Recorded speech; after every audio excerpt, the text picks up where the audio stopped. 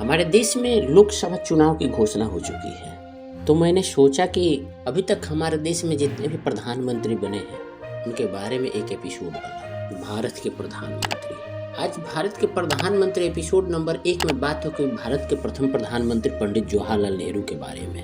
कहा जाता है कि आजाद भारत में प्रधानमंत्री का पद सबसे ताकतवर और रुतबे वाला होता है। पिछले 77 सालों में पीएम की कुर्सी तक पहुंचने का सपना बहुतों ने देखा, लेकिन इस पर बैठने का मौका अब तक सिर्फ 14 शख्सियतों को ही मिला है। किसी को जनता का अपार समर्थन मिला तो किसी को इसके लिए तिकरम करनी पड़ी। 15 अगस्त 1947 से साल भर पहले ही साफ हो गया था कि भारत की आज़ादी अब ज़्यादा दिन दूर नहीं। ये भी तय था कि कांग्रेस अध्यक्ष भारत के पहले अंतरिम प्रधानमंत्री बनेंगे, क्योंकि 1946 के सेंट्रल असेंबली चुनाव में कांग्रेस को बहुमत मिला था। 1940 के रामगढ़ अधिवेशन के बाद लगातार 6 सालों से मौलाना अबुल कलाम ही कांग्रेस अध्यक्ष चुने जा रहे थे। कांग्रेस प्रेसिडेंट के चुनाव की घोषणा हुई तो अबुल कलाम फिर चुनाव लड़ना चाहते थे, लेकिन तब तक गांधी नेहरू के हाथ में कांग्रेस की कमान देने का मन बना चुके थे। 20 अप्रैल 1946 उन्होंने मौलाना को पत्र लिखकर कहा कि वे एक स्टेटमेंट जारी करें कि अब वह अध्यक्ष नहीं बने रहना चाहते हैं। गांधी ने साफ कर दिया था कि अगर इस बार मुझसे राय मांगी गई तो मैं जवाहरलाल को पसंद करूंगा।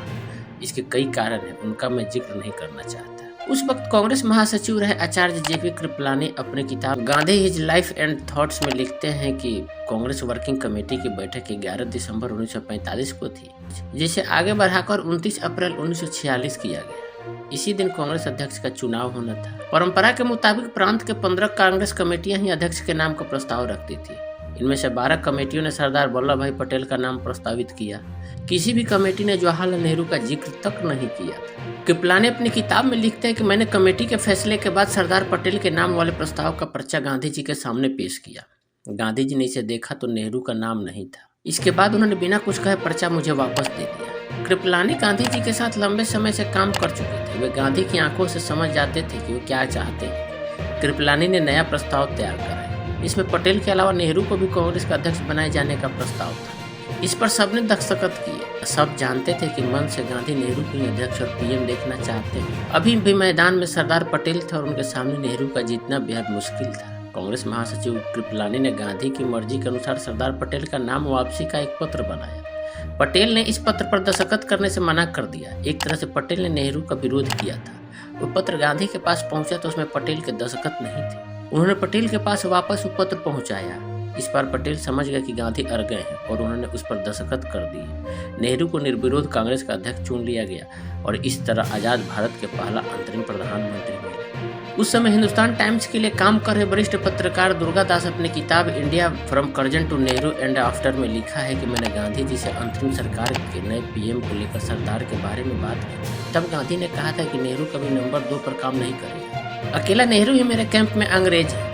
वह अंग्रेजी तौर तरीके जानता है, विदेश में पढ़ा है, उसे विदेश मामले की अच्छी समझ है। नेहरू अंतर्राष्ट्रीय मामलों से अच्छे से निपट लेगा। पटेल देश को अच्छे से चला लेगा।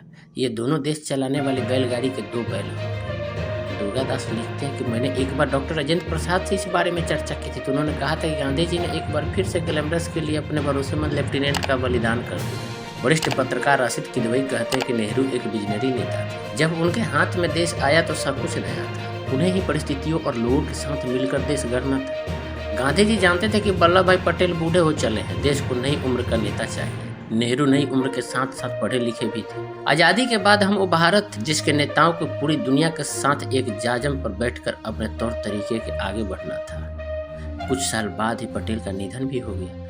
इससे यह सिद्ध होता है कि गांधी जी का फैसला सही था। जवाहरलाल नेहरू कैम्ब्रिज से वकालत की पढ़ाई करके लौटे थे। कुछ दिनों तक इलाहाबाद हाई कोर्ट में वकालत की, लेकिन फिर वे पेशा छोड़कर गांधी जी के साथ आज़ादी की लड़ाई में कूद गए। उनके पास कोई इनकम नहीं थी। पिता मोतीलाल नेहरू हर महीने उन्हें पैसा दिया करते थे। इसी दौरान दोनों ने किसी मुद्दे पर मनमुटाव हो गया। नेहरू के सामने जेब खर्च का संकट हो गया था। उर्दू के मशहूर शायर फिराक गोरखपुरी उन दिनों कांग्रेस ऑफिस आनंद भवन में जवाहरलाल नेहरू के साथ काम करते। फिराक गोरखपुरी ने अपने एक संस्मरण में लिखा है कि एक बार गांधी जी ने नेहरू को खत लिखा था, जिसे मैंने चोरी से पढ़ लिया था। 15 सितंबर 1924 का यह पत्र जवाहरलाल नेहरू की किताब कुछ पुरानी चिट्ठियां में प्रकाशित हुआ था।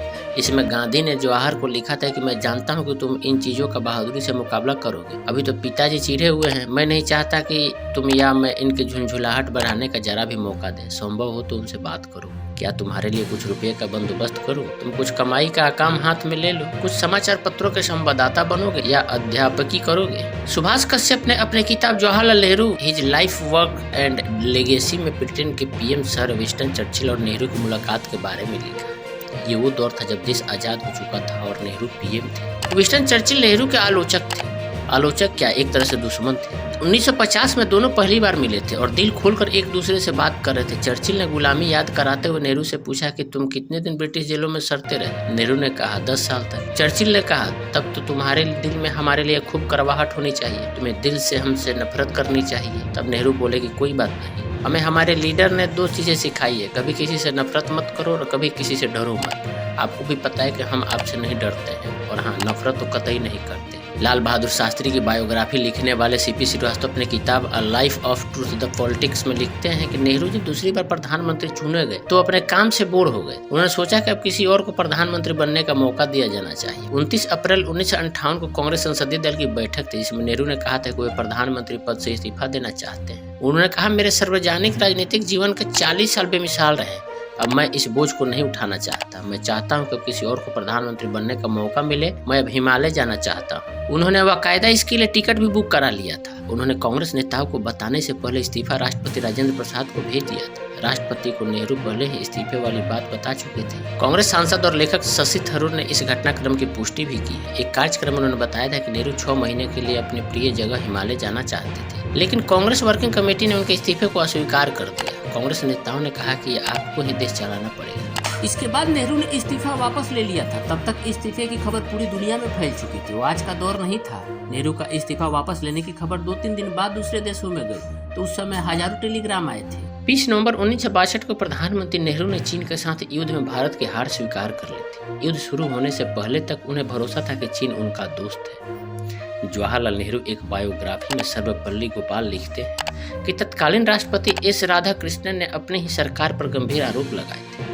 उन्होंने नेहरू के फैसले पर सवाल उठाए थे। एक के बाद एक सरकार और कांग्रेस नेता दबी जुबान में चीन युद्ध के लिए नेहरू को जिम्मेदार मानते थे। नेहरू गंभीर रूप से बीमार हो गए थे। उन्हें स्वास्थ्य लाभ के लिए करीब 1 साल कश्मीर में रहना पड़ा था। वे साल भर में भले ही शारीरिक रूप से ठीक हो गए, लेकिन मानसिक रूप से टूट गए थे।